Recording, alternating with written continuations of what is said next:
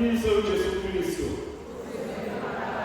Abaphethe amabhayibheli ngizocela nje ngokukhulu ukuphuthuma siye kwincwadi yaMateyu uchapter 9 amavesi u-18 kuya 26.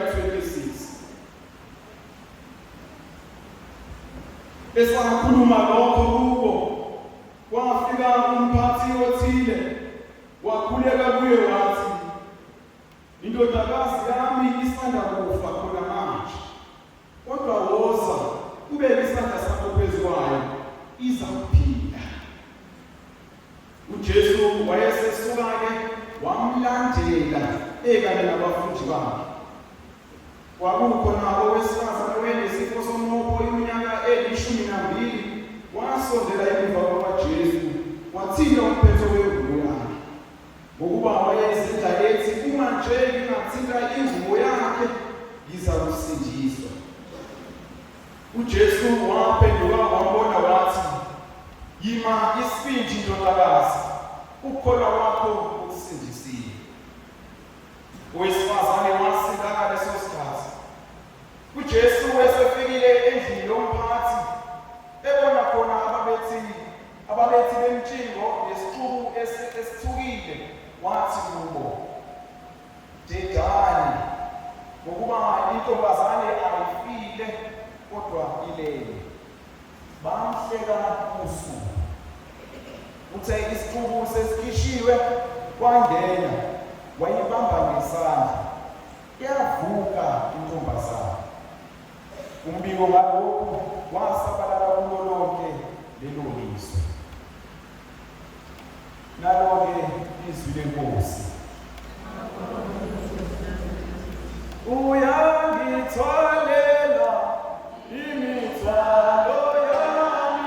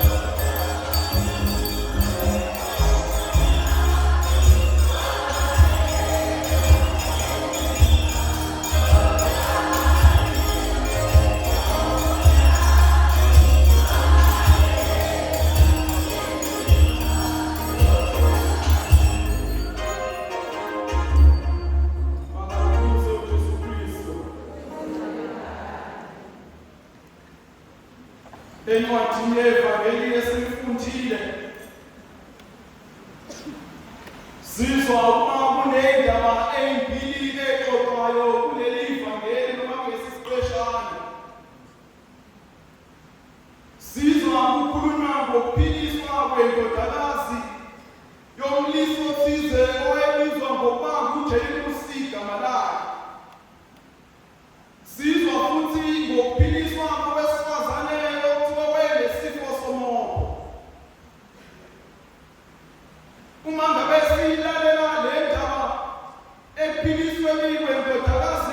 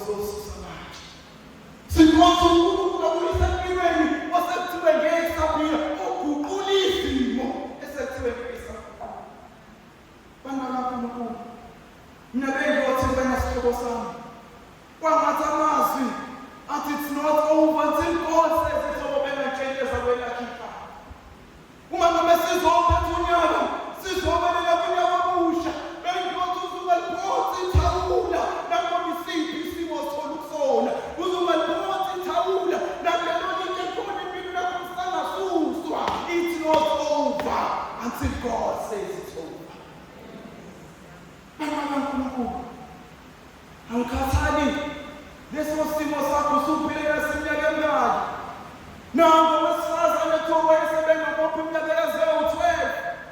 Kepha namhlanje kwenzeka isimanga ngokuthile-ke uJesu kuyasuswa lelo litshekile yakhe.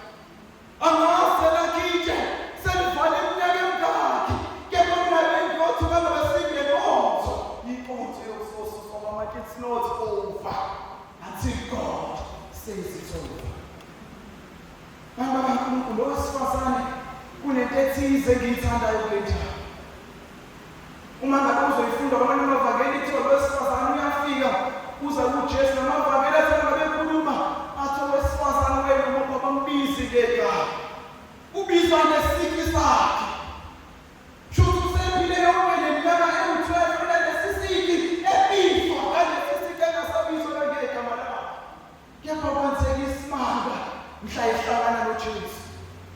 Uthi uyamthinta, uthinta umphetho wakhe. uJesu waphenduka wathini na? Wathi mntanami. Lo muntu usephila iminyaka ngeminyaka ebizwa ngesiki sakhe, ebizwa ngawonke amagama. Kepha mhla ehlangana noJesu kwenzeka isimanga. Iyashintsha i-identity yakhe, ubizwa ngomntanami. Bantu bakaNkulunkulu, sizogoma unyaka kunabantu ababizwe ngezinto ezahlukahlukene. Kunabantu ababizwe ngokubuya emendweni. Kunabantu ababizwe ngezahluleki. Kunabantu efungiwe njengobasazi babintula luthando kaNkulunkulu. Abantu basemhlabeni la uthi uJesu wayekuba athi mntanami. Sebebizile ngawo wonke amagama athi kulungile, mina ngithi kuwe mntanami.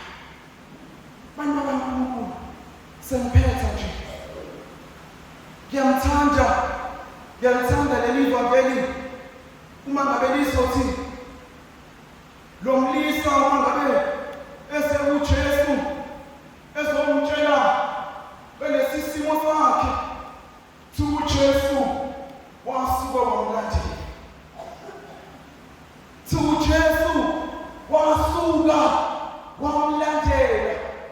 Ungathi-ke ibona lensizwa isihamba ilendana uJesu ngoba iyahamba lensizwa, kungazuthi kukhona emaduma, kungazuthi lo mlisa uyahamba ulandela uJesu uye esimeni esilinde ekhaya.